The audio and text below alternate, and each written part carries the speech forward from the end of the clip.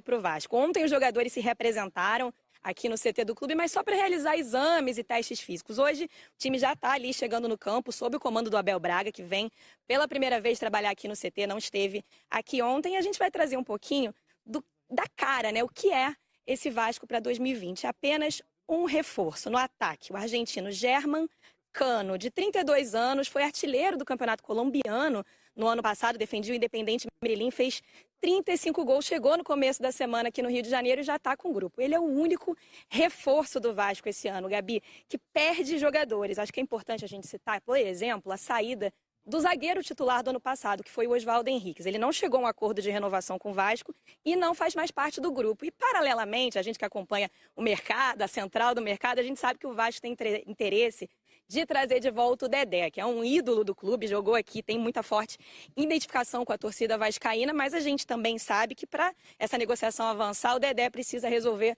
a sua situação com o Cruzeiro. E o Vasco também vive uma situação de jogadores que estavam aqui ano passado e que eles querem que continuem, mas ainda não chegaram a um acordo. Vamos falar do Rossi. Ele foi peça importante no elenco ano passado, ele veio por empréstimo, estava aqui ano passado por empréstimo, está sem clube porque rescindiu com o clube chinês, mas o Vasco tenta, mas enfrenta outros times no mercado que estão interessados no Rossi. E uma outra situação, um outro jogador que foi importante no time que ano passado foi comandado,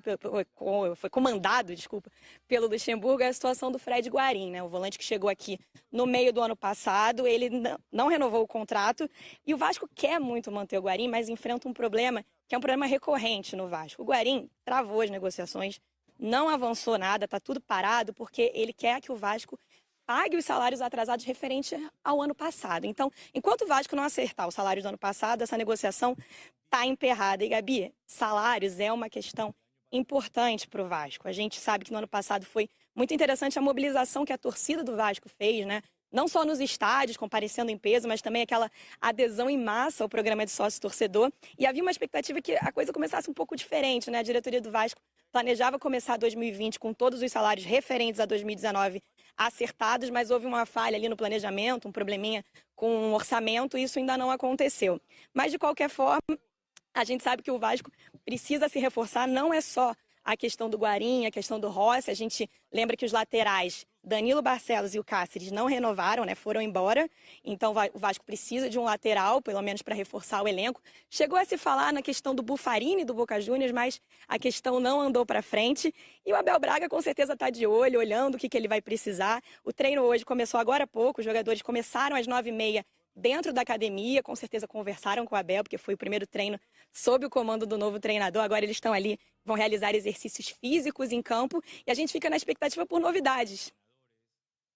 Muito bem, Amanda. Ótimo resumo que você fez aí da situação do Vasco. Eu te agradeço e coloco aqui já a discussão para a gente também. Realmente o que a Amanda diz ali, de que o time, o clube, os torcedores terminam o ano de 2019 com uma esperança de um movimento de massa e tal, mas 2020 começa aflitivo mais uma vez para o Vasco. Ruim, né? Para essa questão financeira. Se eu começar uma temporada sem ter a outra temporada resolvida, ou seja, é como se você não tivesse terminado o ano. Então, assim, eu acho que o mínimo que o Vasco poderia ter feito era ter saldado essa dívida com os jogadores, com os integrantes de comissão técnica, com funcionários, para literalmente ter um novo ano, viver um novo ano. Começar 2020 com os problemas de 2019, olha, é ruim.